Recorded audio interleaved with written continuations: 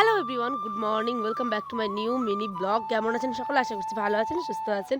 তো দেখুন, আজকে আমি একটা জিনিস রান্না করব, সেটা একটা ছোট্ট মিনি ব্লগে আপনাদের সাথে শেয়ার করেছি। সেটা হচ্ছে মাছের সানা। আচ্ছা, আপনারা কে কে খান অবশ্যই কমেন্টে জানাবেন। তবুও বা হয় যদি ল্যাটা মাছ ধরতে গিয়ে তো আমি পাগল পাগল অবস্থা। সত্যি কথা বলতে জীবনে কোনোদিনও এত বয়স হয়েছে, জীবনের অর্ধেকটা সময় কাটিয়ে দিয়েছি, কিন্তু এই মাছ কোনোদিনও ধরিনি বা রান্নাও করিনি। কিন্তু সাহস করে শুধুমাত্র আজকে চেষ্টা করেছি, কিন্তু দেখুন লাস্ট পর্যায়ে রান্না করতেই পারিনি। বলতে গিয়ে শাশুড়ি মা হেল্প করেছে। কি করেছে সে সমস্ত কিছু শেয়ার করছে দেখুন। তার আগে মাছ ধরতে গিয়ে যা কাণ্ড, হায় রে হায়! মাছ বারবার পিছলে যায়, আর তবু ল্যাটা মাছ তো বারবার জানেনি কিরমভাবে ছটফট করে, কাটার পরেও ছটফট করে। তো আয়ান তো সেই দেখে প্রচুর হাসছিল, খুব খুব আনন্দ পেয়েছে আমার ছোট্ট আব্বাটা। তো চলুন এখানে মাছটাকে কোনো রকমভাবে হাতটা জাস্ট ধুয়ে, অন ক্যামেরা তো যতটুকু পেরেছি শেয়ার করেছি, কিন্তু পিছনে যা কাণ্ড হয়েছে, হায় রে হায়!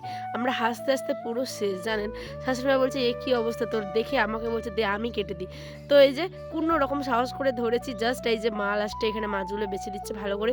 বাবা বলছে মাছটাকে একটু জোরে জোরে আছাড় মারতে হয়, তারপরে নাকি ল্যাটা মাছ একটু হলেও নরম হয়ে যায়। তো আমি তো জানতাম না এই সমস্ত কিছু। তো যাই হোক, মাছের ছানাটা করবো রাত্রেবেলা, তাই বিকেলবেলা এটা কেটে রাখছি। তো মা তো কেটে দিল, আর আমি এখানে ভালো করে মাছগুলোকে পরিষ্কার করে নিচ্ছি ঘষে ঘষে চাটালের মধ্যে। কলপাটের যে চাটালটা হয়, সেখানে আঁশগুলোকে তুলে নিচ্ছি। তারপর পেটের মধ্যে যে নোংরাগুলো থাকে সেগুলোকে ভালো করে পরিষ্কার করে রাত্রেবেলা চলে আসলাম হচ্ছে কি মাছটাকে জলের মধ্যে নুন আর হলুদ দিয়ে সেদ্ধ করব। সঙ্গে দিব কয়েকখানা কাঁচা লঙ্কা, অনেকে আবার শুকনো লঙ্কাও দেয় তেলে ভেজে। আমার হাতে কম সময় ছিল বলে আমি লঙ্কাগুলোকে সেদ্ধ করতে দিয়ে দিয়েছিলাম। এখানটায় এই যে আমি কাটাগুলো ভালো করে বেছে নিচ্ছি। আর ওয়েদারটা দেখেছেন, কখনো রোদ্র তো কখনো বৃষ্টি, এই করছে। তো রাত্রেবেলা খেয়েছিলাম হচ্ছে পেঁয়াজ কাঁচা লঙ্কা দিয়ে তেল লবণ দিয়ে ভালো করে মেখে, দারুণ। ফুল ব্লগটা 5টার সময় আসবে, কেউ দেখতে ভুলবেন না কিন্তু প্লিজ।